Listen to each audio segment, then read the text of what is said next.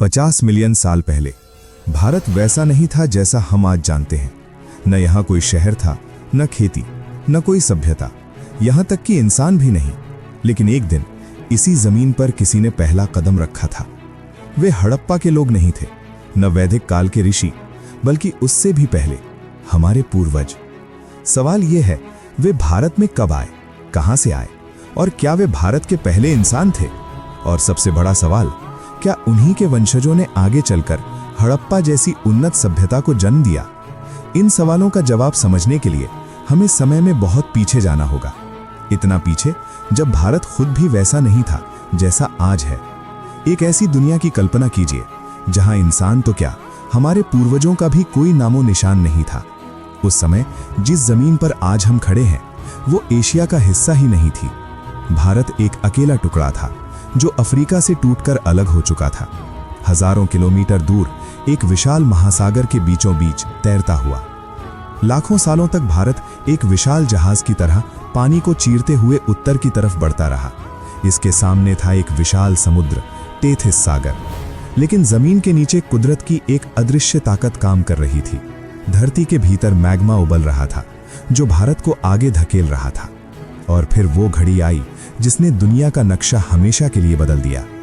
भारत की जमीन सीधे यूरेशियन प्लेट से टकराई। ये टक्कर इतनी भयानक थी कि दो विशाल महाद्वीप एक दूसरे में धंसने लगे। दबाव इतना ज्यादा था कि धरती की चट्टानें टूटने के बजाय ऊपर की तरफ मुड़ने लगी और धीरे धीरे धरती से उठी एक विशाल दीवार, हिमालय, कुदरत की सबसे महान दीवार। इस नई दीवार ने सब कुछ बदल दिया।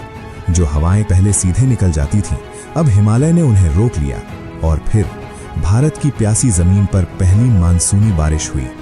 हिमालय की बर्फ पिघली और गंगा, यमुना, नर्मदा जैसी नदियां बहने लगीं। जो जमीन कभी वीरान थी वो धीरे धीरे जंगलों, नदियों और हरियाली से भर गई। लाखों सालों के बदलाव के बाद भारत एक स्वर्ग बन चुका था। सब कुछ तैयार था, बस एक चीज की कमी थी, इंसान। लेकिन उस समय भारत की धरती खाली नहीं थी। यहाँ राज था दानवों का।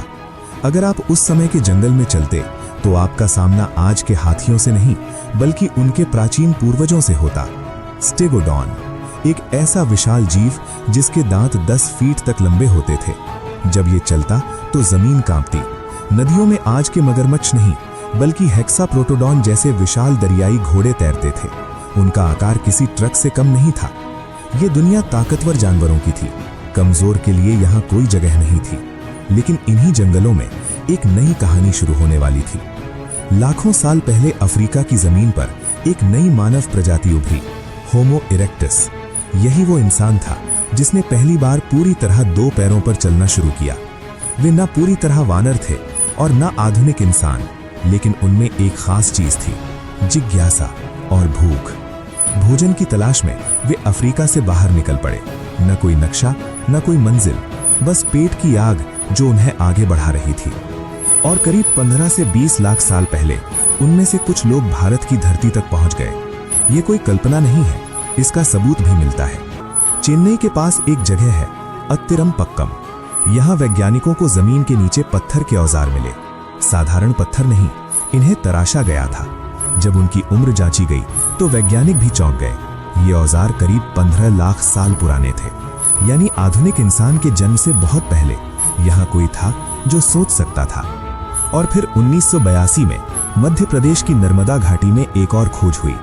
हथनौरा गांव में एक पुरातत्वविद को एक खोपड़ी का हिस्सा मिला। इसे नाम दिया गया नर्मदा मानव। ये भारत में मिले सबसे महत्वपूर्ण मानव जीवाश्मों में से एक है। वे हमसे अलग दिखते थे।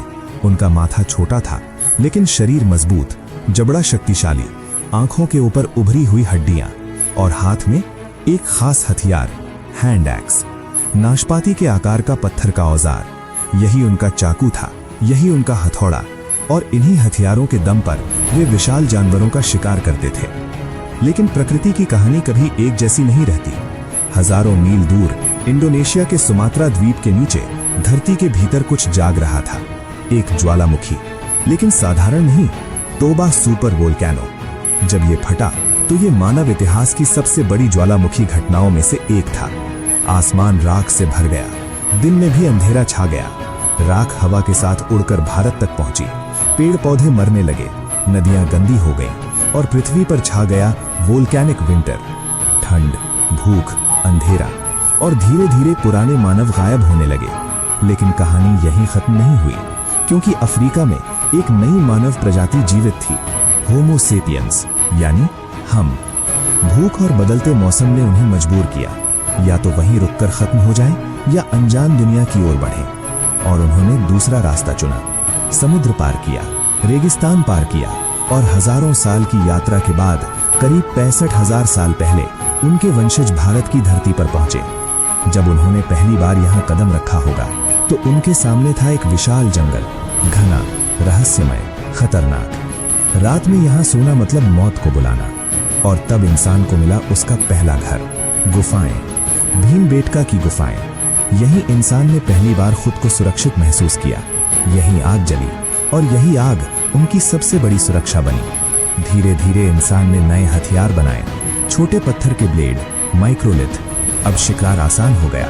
और फिर इंसान ने कुछ ऐसा किया जिसने इतिहास बदल दिया। उसने गुफा की दीवार पर एक रेखा खींची, पहली कला, पहली अभिव्यक्ति, पहली कहानी। भीमबेटका की गुफाओं में आज भी वे चित्र मौजूद हैं।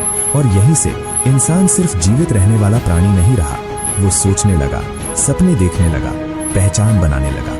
लेकिन सबसे बड़ा बदलाव अभी बाकी था।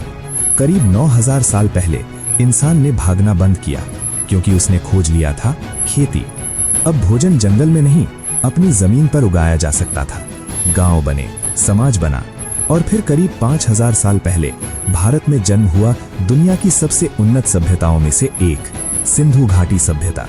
हड़प्पा, मोहनजोदाड़ो, साफ सुथरी सड़कें, ड्रेनेज सिस्टम, योजनाबद्ध शहर।